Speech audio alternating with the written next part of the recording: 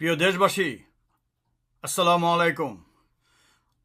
Latest সংবাদ হচ্ছে সেনাবাহিনীর সেনাপ্রধানের কিছুই বলার ছিল না।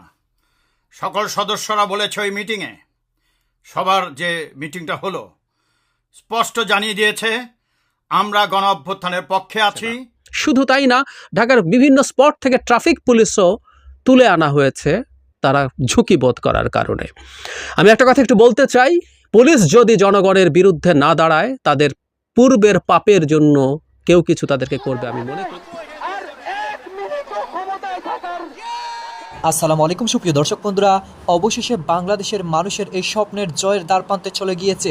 দর্শক বন্ধুরা, শেষ পর্যন্ত সরকারকে পদত্যাগ করে বাংলাদেশকে সঠিক পথে এগিয়ে নেওয়ার জন্য এবার বাংলাদেশের ছাত্র সমাজ এবং সেই সাথে বাংলাদেশের সকল শ্রেণীর পেশার মানুষেরা জেগে উঠেছে। দর্শক বন্ধুরা, অন্যদিকে এবার সেনাবাহিনীও এবার বাংলাদেশের সাধারণ মানুষের পক্ষে থাকার কথা বলেছে। অন্যদিকে এবার পুলিশরাও যেন এবার রাস্তায় নামতে তারা অনীহা প্রকাশ করতে শুরু করে দিয়েছে। দর্শক বন্ধুরা, এতেই বোঝা যাচ্ছে বাংলাদেশের সাধারণ মানুষের জয় হতে চলেছে। দর্শক বন্ধুরা, এবং সেই সাথে বাংলাদেশের সকল স্টুডেন্টরা এবার এক দফা দাবি নিয়ে আগামীকাল রাজপথে নামতে যাচ্ছে।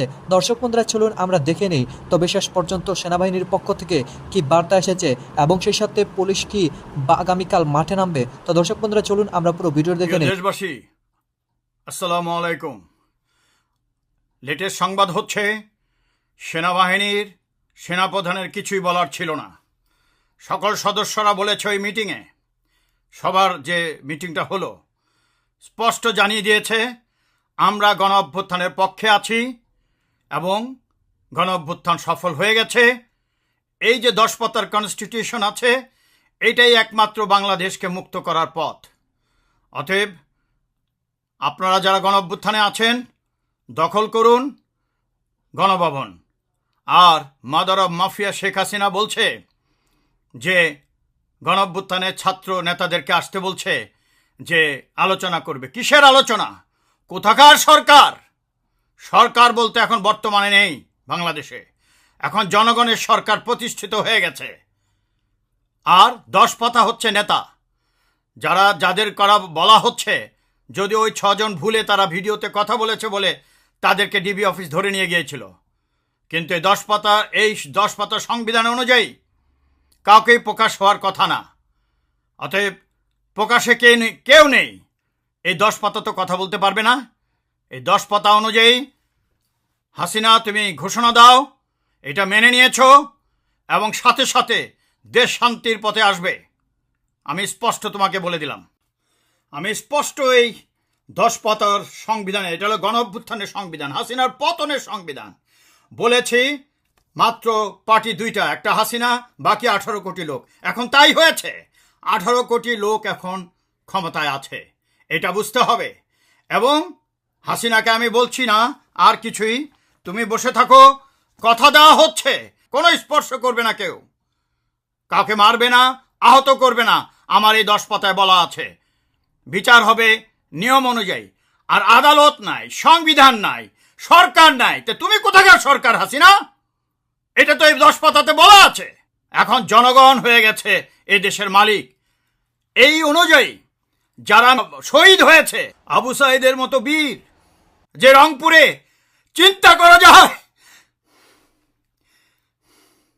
দেশের জন্য দাঁড়িয়ে সে বুকে গুলি, সেই হায়নাদের গুলি সে গ্রহণ করেছে।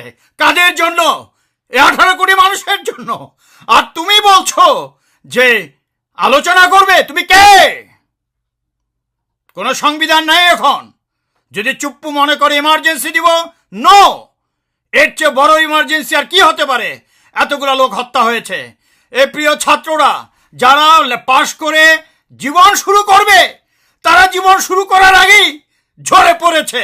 তুমি আবার আলোচনার কথা বলছো। আমি সংশ্লিষ্ট মন্ত্রণালয়, কোনো মন্ত্রী নেই। যারা চাকরি করছেন এখনই আদেশ দিন, যারা বিদেশে আছে, যাদের পাসপোর্ট আটকিয়ে রেখেছে, তাদের আজকের মধ্যে পাসপোর্ট দিয়ে দিন। এবং আমি বলছি, যারা বিদেশে সরকারেরও দালালি করেছেন, তারাও আসেন, নির্ভয়ে বাংলাদেশে আসেন, কেউ টাচ করবে না। সেনাবাহিনীর লোক এটাই বলেছে, স্যার আমি দেখেছি আপনার বিরুদ্ধে সাক্ষী দেয়নি বলে ক্যাপ্টেন জহির জীবন দিয়েছে, আমরা সেই সৈনিক। কিন্তু 53 বছর ধরে আমাদের ব্যবহার করেছে, আর ক্যাপ্টেন জহুরের মতো হত্যা করেছে। যখন ইচ্ছা তখন আমাদের চাকরি থেকে বের করে দিতে পেরেছে।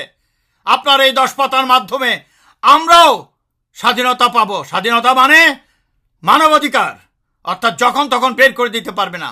তাদের বিচারের সুযোগ হাইকোর্টেও থাকবে, সুপ্রিম কোর্টেও থাকবে, আপিল করার সুযোগ। অতএব, এবং তারা এটাও রিকোয়েস্ট করেছে সেনাবাহিনীর যে স্যার আপনি বলে দেন সে মাফিয়া হাসিনাকে সে যেন ভারতের যে লোকদের নিয়ে আছে তাদেরকে উইথড্র করে, নালে আমরা তাকে আক্রমণ করব। জনতার পক্ষে কোনো সামরিক অভ্যুত্থান নয়। এখানে কোনো ছাত্ররা কোনো সামরিক অভ্যুত্থানের নামে নামেনি, দেশ রক্ষায় নেমেছে। আর দেশ রক্ষা মানেই হচ্ছে জনগণের সংবিধান, যেটা গত 53 বছর ধরে ছিল না। এটা বুঝতে হবে। আমরা এক দফার সিদ্ধান্তে উপনীত হয়েছি। এই সরকার কোনোভাবে আর 1 মিনিটও ক্ষমতায় থাকার